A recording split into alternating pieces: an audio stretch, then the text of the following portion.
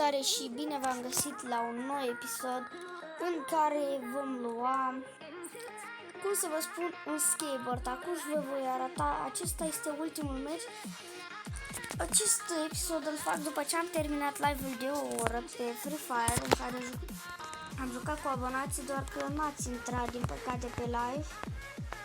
Și m-am jucat doar cu Gabi și cu Matei, care sunt și aici, doar că dacă le pun pe voce nu se vor auzi și din acestea. Așa, mergem pe aici, mergem și apăsați pe butonul de like, subscribe și abonați-vă la acest canal dacă nu sunteți abonați, pentru că, cum am spus și eu pe live, fac live-uri în orice moment. Dacă aveți clopoțelul activat, vă va apărea notificările când voi face următorul live sau așa ceva. Și haideți să dăm cu meciul, mergem pe aici. I2 au murit de la aici, așa. Să merg pe aici, oare? Îi dau așa. Deci 2. Ia aici, nu este nimic de luptat. Îi dau poate un cap, sperăm. Nu este prea mare distanță pentru un cap bun. Iarăși așa. Și voi încerca să postez poate și mai des, cum spuneam, dar asta depinde deja și de timp liber. Dau un cap exact, cap. Va muri. Să-mi dau și shield să nu mor. Așa, încă o dată, să fiu sigur că am viață plină. Și ea vine cu echipierul, nu pot să cred. Hai că m-am ieșit și eu. Acum trebuie să-mi vină cu echipierii, pentru că n-am ce face altceva. Și am oprit filmarea, pentru că mi se părea că nu, dacă vorbeam degeaba. Am și una pe care se pare că mă auzeam, așa că haideți să continuăm. Un meci a fost pierdut, dar sperăm să recuperăm. 3 de la ei, 3 au fost morți. Și așa, am pierdut meciul din păcate pentru că eu am intrat repede să văd dacă mă aud. Chiar am oprit filmarea și m-am uitat. Se pare că mă auzeam, așa că haideți să continuăm. 1-1, dar noi vom câștiga. Sperăm, dacă nu sunt la început mai slab și mai apoi aceasta este arma. Bun. Am luat un zid. Aici este Matei. Acesta este Gabi și acesta AFK este un random, cum se mai zice. Randomule, joacă băjete. Că nu joci nimic. Punem aici asta de la filmare să nu mă încurce, da? Puteți să vedeți și voi pe live cum ne-am făcut controalele. Vă uitați la live-ul și vedeți în ce timp ne-am făcut controalele. Și vedeți și voi cum joc eu cu controalele. Vedeți că un pic să văd, veți vedea de ce. Le-am făcut invizibile, uitați-vă pe live. Și fiți geană pe canal ca să vedeți următoarele live-uri. Pentru că pot să fac în orice timp. Hai că pot face ceva. Ne-au spart. Sunt toți 3. Mamă, la acesta cred că i-a intrat botul, dar nu știu. Scrieți pe aceștia care vă jucați Free Fire. Poate să intre un bot la coechipier sau la adversar care sunt AFK? Mi se pare că nu. Dar și ce să fac? O să dau așa, o să fiu karma și o să-i dau, pentru că a fost la începutul meciului AFK și noi deja câștigam dacă nu era AFK din prima rundă. Deja era 2-0, dar ce să facem? Ne pare că l-are pe Cristiano Ronaldo, se pare că ia dă capul bine, asta este problema. Să-l ajute Gabi pe Matei. Repede, să nu-i dea.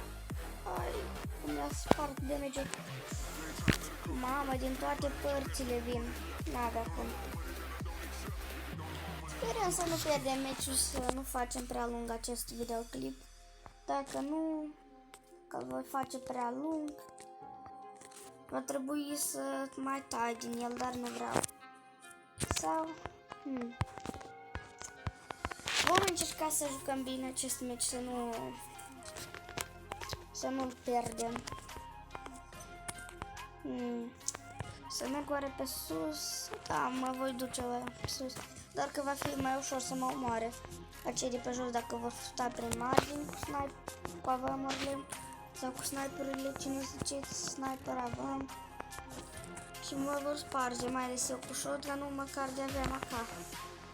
Dar nu știu cine m-a pus să iau shotgun. Și acela va sta acolo, așa?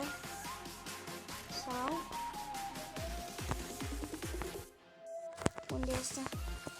Am văzut unul, a sărit aici, dar nu știu unde este. I-am dat, exact. Bine. O armă bună. Să nu mă vadă unii din echipa adversă. Așa, dacă nu le voi omorâ cu shotgun-ul acesta, le voi da cu arma aceasta. Unde sunt? Stai, acesta este din echipa mea. Echipa mea, așa. De une? Uitați-l. Exact, și acum îi voi da și îi voi sparge, exact. Și voi sparge, copii. Că meciul acesta la mine trebuie să fie câștigat. De unde, da? Am înțeles, de sus. Mă voi pune așa să nu mă vadă. Mă voi pune așa, să iau aceste două glanțe. Mă voi strecura pe aici, mă voi duce acolo sus. Este el și... Hai că mă pot duce sus, dar va trebui să sară, pentru că dacă nu va sări, va muri. Mamă, sunt eu singura, m-am dus. Exact.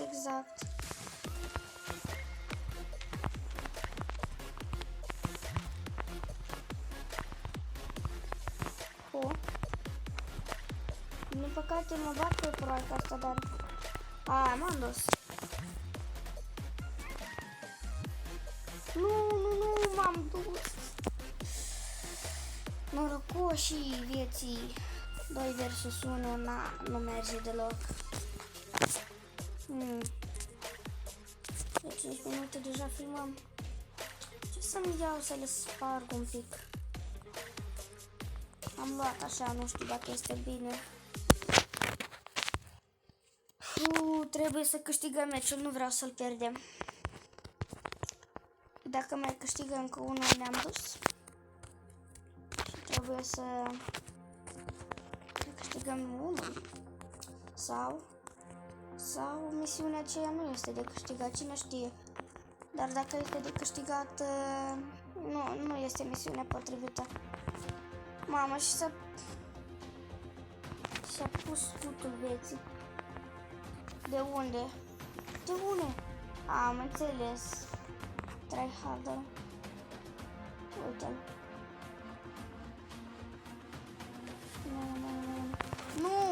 Nu pot să cred.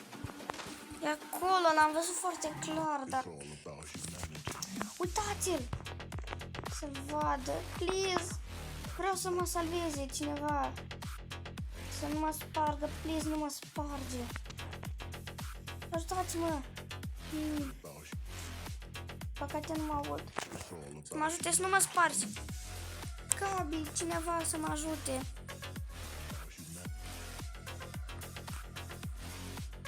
Nu! Ne vom duce pe ciocul. Nu, m-am dus.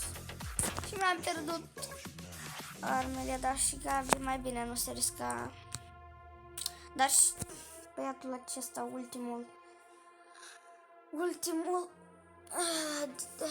ultimul transpirat, prea bine joacă. No, îi va da, n-are cum, exact. De ce?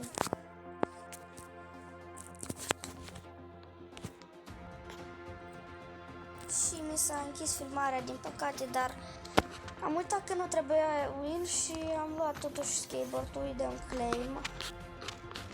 Am făcut așa, claim la skateboard, sincer, interesant skateboard este. Echip, să ne ducem la colecțiuni. Ne-am adăugat în colecție un nou skateboard, așa, îi dăm și ready, să dea și ei, ready, în clasic, exact, dau și eu un emote, Gabi să dea ready. S-au dat play, acum am intrat în match, așa, în clasic, ca să vedem skateboard-ul. Nu știu dacă o să vă arăt tot meciul de clasic, pentru că durează ceva un meci de clasic, aproape jumătate de oră a stat, mi se pare că tot live-ul, doar pentru un skateboard. Ce coechipieri, mamă, ce coechipieri, și acesta, a pus unul, ai, de niciun gem, nu pot să cred așa ceva. A mai pus unul, dar tocmai încolo, nu prea, aș vrea să mă duc.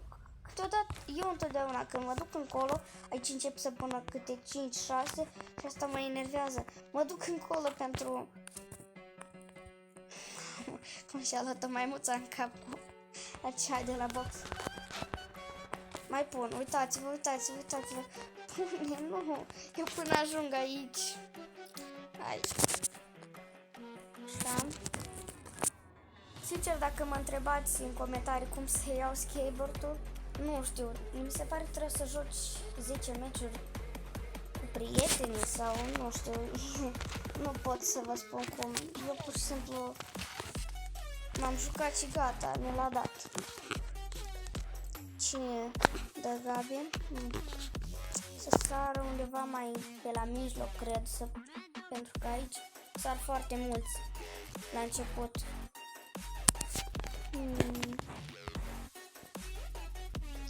Pe randomul la sări văd. What? Ai, mă lași. Voi reveni când îmi voi pune skateboard-ul înapoi. Și din păcate n-am reușit să vă arăt, așa că vă pot arăta doar la colecțiuni.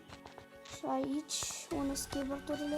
Acesta este, din păcate Free Fire-ul s-a băguit și nu mi-a dat. Hai zis să iau și acesta tichet. Nu vreau să iau și vă mulțumesc că v-ați uitat la acest episod. Vă aștept la următorul episod sau cine știe și la următorul live dacă vă porni clopoțelul. Apăsați pe butonul de like și de abonare și ne vedem pe data viitoare. Pa, pa!